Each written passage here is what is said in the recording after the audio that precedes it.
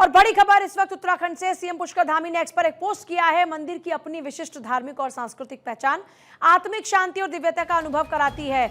देवाधिदेव महादेव की जय। देवभूमि उत्तराखंड केवल एक आध्यात्मिक भूमि नहीं बल्कि दिव्यता, प्रकृति और संस्कृति का अद्भुत संगम है। श्री केदारनाथ धाम की यात्रा करने वाले श्रद्धालु पास ही स्थित पवित्र मंदिरों जिनमें तुंगनाथ, रुद्रनाथ, मध्य महेश्वर, ओमकारेश्वर के दर्शन कर सकते हैं, जो इस क्षेत्र की धार्मिक महत्ता को और भी बढ़ाते हैं। और प्रत्येक मंदिर की अपनी विशिष्ट धार्मिक और सांस्कृतिक पहचान है, जो भक्तों को आत्मिक शांति और दिव्यता का अनुभव कराती है। आइए इस यात्रा काल में हम देवभूमि के इन पावन स्थलों तक पहुंचे और अपने जीवन को आध्यात्मिक ऊर्जा से परिपूर्ण करें।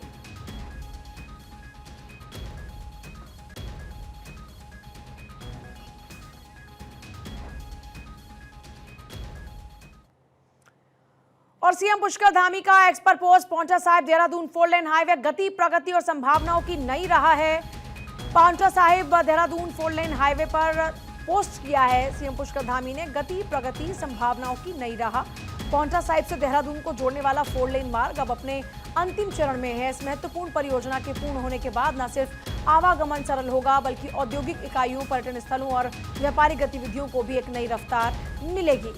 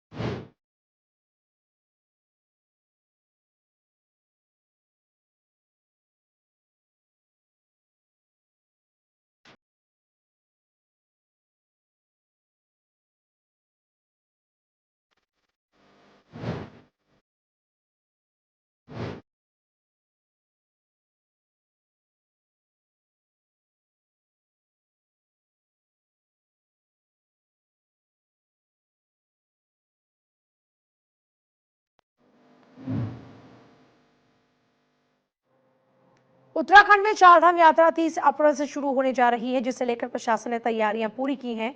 चारधाम यात्रा के साथ ही हरिद्वार प्रशासन 2027 कुंभ मेले को भव्य और सुरक्षित बनाने की तैयारी में पूरी तरीके से जुट चुका है।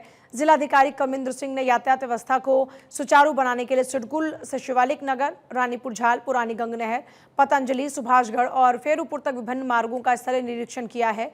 निरीक्षण के दौरान डीएम ने अधिकारियों को सभी निर्माण कार्यों को समय पर पूरा करने के निर्देश भी दिए हैं। और हरीश मेरे साथ इस वक्त हैं। हरीश, ज्यादा जानकारी चाहेंगे आपसे खबर पर।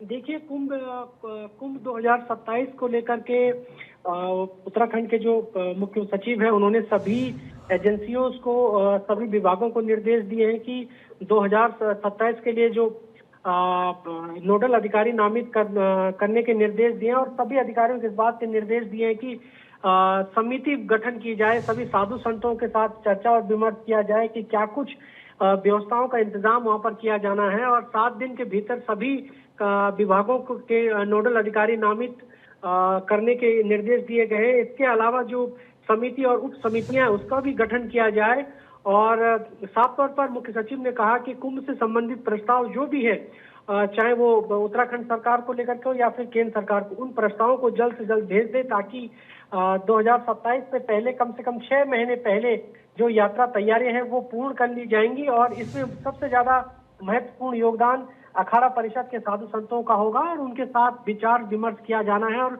लगातार उच्च स्तरीय बैठक उत्तराखंड में जारी है और साथ ही साथ हरिद्वार प्रशासन की सुबह 2 पालियों में मीटिंग की जा रही है और 2027 के कुंभ को लेकर के, ताकि किसी प्रकार की कोई दिक्कत यहाँ पर न हो। संबंधित विभागों को जो है शीघ्र इस बात के निर्देश दिए गए हैं कि 2027 के तहत जो शाही स्नान होते हैं उसमें विशेष दिन कौन से होंगे, श्रद्धालुओं की अधिकतम संख्या कितनी होगी, इसका आकलन करके कार्य योजना शासन को भेजनी होगी ताकि जल्द से जल्द व्यवस्थाएं चाक चौबंद हो सके। और पार्किंग की व्यवस्था जो सबसे ज्यादा समस्या वहां पर आती है और पार्किंग को लेकर भी यथास्थान चुनना होगा। उसके लिए तमाम जो सीधे तौर पर कुंभ से जुड़े हुए व्यवस्थाएं हैं उनको लेकर के अधिकारियों को ये बताना होगा कि कहां पर पार्किंग की व्यवस्था होनी है। तो कुल मिलाकर शासन को ये सारी चीजें अवगत करानी होगी।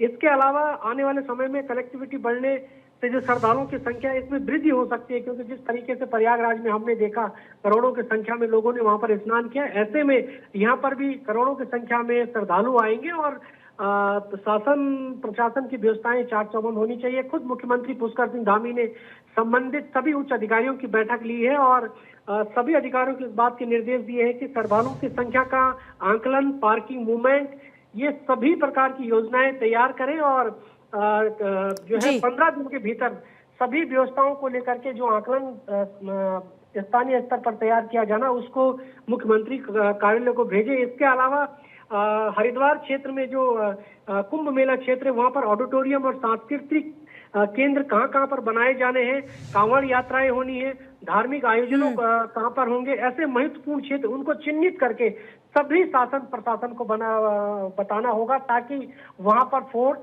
का भी डिप्लॉयमेंट किया जाए, क्योंकि बड़ी संख्या में पैरामिलिट्री फोर्सेस और आर्मी इनका भी डिप्लॉयमेंट यहाँ पर होना, ताकि जल्द से जल्द गृह मंत्रालय और मिनिस्ट्री ऑफ डिफेंस को फोर्सों की रिक्वायरमेंट भी भेजी जा सके। लगातार उत्तराखंड सरकार कुंभ मेले की तैयारियों में जुट गई है और ताकि किसी प्रकार की कोई दिक्कत न हो, मुख्यमंत्री पुष्कर सिंह धामी लगातार संबंधित अधिकारियों की लगातार मीटिंग ले रहे हैं। जी ठीक है, बहुत शुक्रिया फिलहाल के लिए।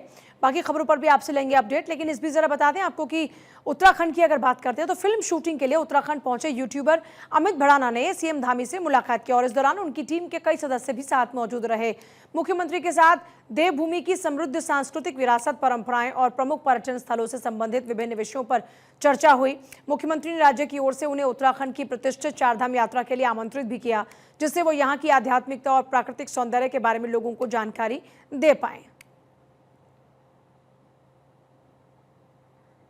तो देखिए तस्वीरें इस वक्त आप देख रहे हैं, अमित भड़ाना उनकी टीम उत्तराखंड के मुख्यमंत्री पुष्कर सिंह धामी के साथ मुलाकात के लिए पहुंचती है और इस दौरान में उत्तराखंड के मुख्यमंत्री पुष्कर सिंह धामी उन्हें आमंत्रित करते हैं चारधाम यात्रा के लिए और उनकी ओर से कहा जाता है कि देवभूमि की समृद्ध सांस्कृतिक विरासत, परंपराएं और प्रमुख पर्यटन स्थलों से संबंधित विभिन्न विषयों पर हमने जब चर्चा की है तो इन लोगों को आमंत्रित किया है कि ये लोग आएँ और उत्तराखंड की प्रतिष्ठित चारधाम यात्रा के लिए अब यहाँ पर आकर आध्यात्मिकता और प्राकृतिक सौंदर्य के बारे में लोगों को भी जानकारी दें।